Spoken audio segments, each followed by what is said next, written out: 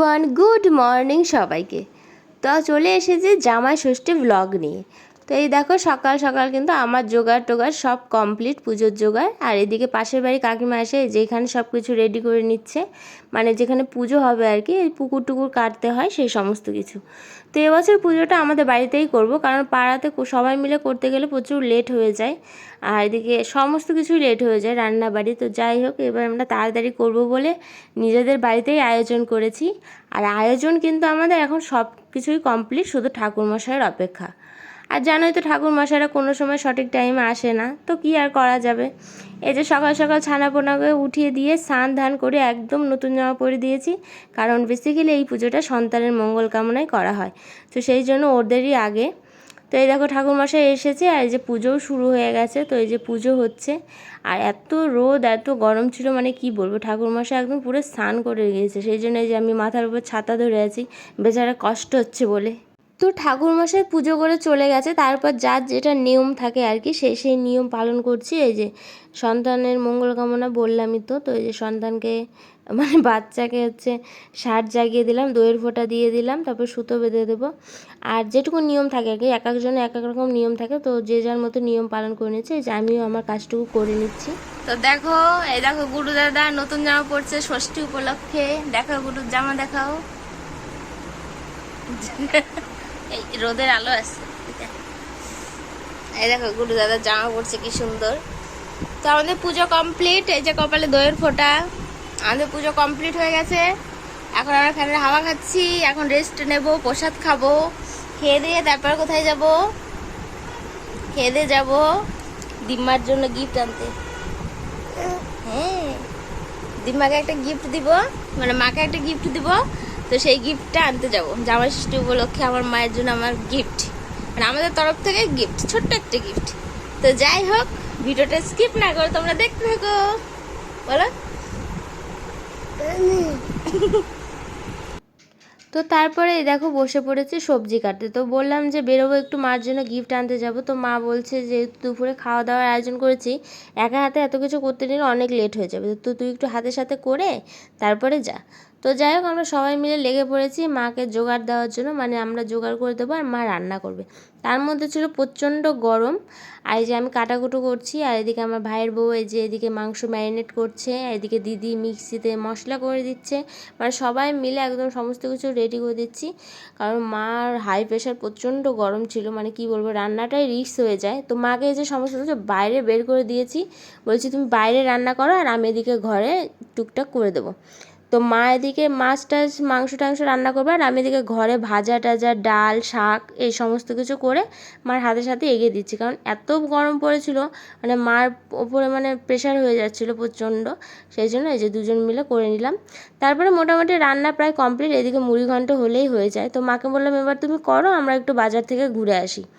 তো তারপরে যে আমরা তিন বোন মিলে বেরিয়ে পড়েছি বাজারে, বললাম যে মার জন্য গিফট কিনবো, তো সেই জন্যই যে বেরিয়ে পড়েছি, যাচ্ছি হচ্ছে হাই রোডে।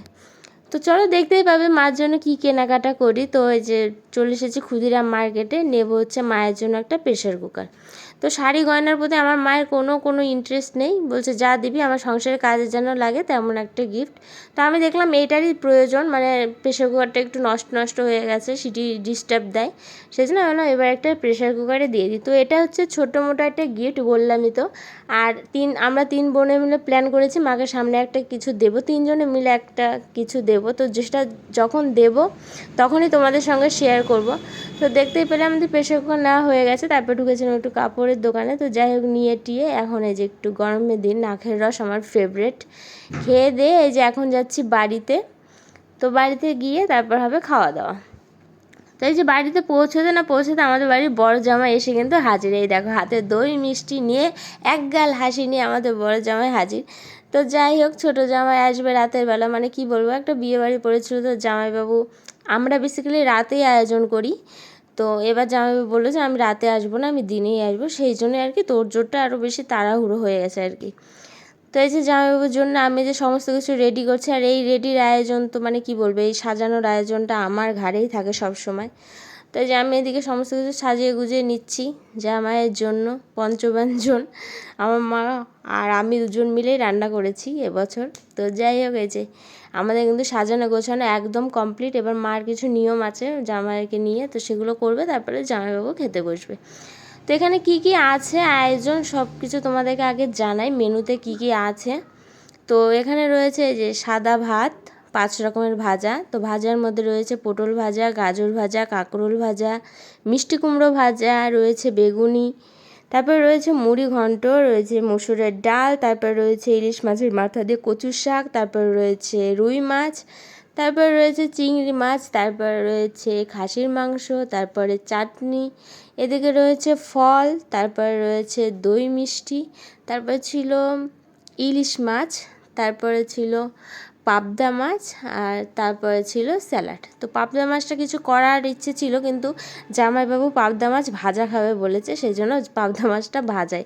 জামাইরা যেহেতু খাবে তাদের পছন্দের রান্নাটাই বেটার। তো যাই হোক, এই ছিল আজকের মেনু। তো এই যে শাশুড়ি মা তার নিয়ম পালন করছে, বললাম তো এই পুজোটা বেসিক্যালি সন্তানদের মঙ্গল কামনায়। তো এই যে মায়েরা সন্তানদের যেটা করে থাকে, 60 জাগাচ্ছে, সুতো দিচ্ছে, দইয়ের ফোঁটা দিচ্ছে, এটুকুই করতে হয়। এই যে আমার মা তার জামাইকে আগে সেই সমস্ত নিয়ম করে তারপরে খেতে দেবে। ওদিকে কিন্তু আমার সমস্ত কিছু রেডিও হয়ে গেছে। তো এই দেখো নিয়ম, এটা সবার মধ্যে থাকে যে জামাইবাবু তবে প্রণাম টনাম করে এই যে বসে পড়েছে। তারপরে এই যে বলছি যে এবার একটু ধরো ফটোশ্যুট হোক। তো এবছরে কী হয়েছে বলো তো, মানে বিয়েবাড়ির ডেট পড়ায় মাছ আমরা ভালো পাইনি, মানে মাছের মাথাটা ছোট হয়ে গেছে আর কি, মানে আর একটু বড় সাইজ হলে ভালো হতো। তো যাই হোক, কী করা যাবে, যে যা হয়েছে হয়েছে। তো এই যে জামাইবাবু খেয়ে চলে গেছে, এখন বেলা 4টের মতো বাজে। তারপরে যে আমরা খাওয়া দাওয়া করে নিচ্ছি। আর এই যে ছোটো জামাই, তার টাইম তো রাত ছাড়া তার টাইম নেই, কি বলবো, মানে না বলাই ভালো। যাই হোক, এই যে রাতের বেলা এসেছে, তারপরে যে মা নিয়ম টিয়মগুলো করে দিচ্ছে। দেখলে তো, যেটা দইয়ের ফোঁটা, সুতো বাঁধা, 60 জাগানো, এ তো সমস্ত নিয়ম করে দেখো একগাল হাসি, দেরি করে আসে আর কি বলবো। তারপরে এই যে আমি বলছি আগে গিফটটা দাও, তারপর খেতে বসো। তারপরে যে মাকে গিফটটা দিয়ে দিল। তো আমার বর আর আমার মা দুজনে কেউই জানে না কী গিফট আছে। তারপরে যে আমি বলছি তুমি বসে পড়ো, খাওয়া দাওয়া করে দেখো। সেমভাবে সেম ডেকোরেশন করে সেম আইটেম করে দেওয়া হয়েছে ছোটো জামাইকে, কিন্তু একটাই অ্যাফসোস, দু জামাই একসাথে বসলে জিনিসটা দেখতে বেশি ভালো লাগতো, আনন্দটা বেশি হতো। তো যাই হোক, মাকে বললাম খোলো গিফটটা, খোলো দেখো কী আছে। তো আমার মা কিন্তু ভীষণ খুশি গিফট পেয়ে, বলছে হ্যাঁ এগুলোই ভালো লাগে, শাড়ি গয়না আমার আর ভালো লাগে না। তো যাই হোক, তোমরা তো সকলেই জানো কী গিফট ছিল। তো আজকের ভিডিওটা এখানেই শেষ করছি। এই ছিল আমাদের জামাই ষষ্ঠীর ভিডিও, তো জামাই ষষ্ঠীর ব্লগ আর কি। তো যাই হোক, ভিডিওটা এখানেই শেষ করছি। আশা রাখবো ভিডিওটা তোমাদের ভালো লেগেছে, আর ভালো লাগলে একটা লাইক করে যেও। কেমন লাগলো অবশ্যই কমেন্ট সেকশনে জানাবে, আর চ্যানেলটা সাবস্ক্রাইব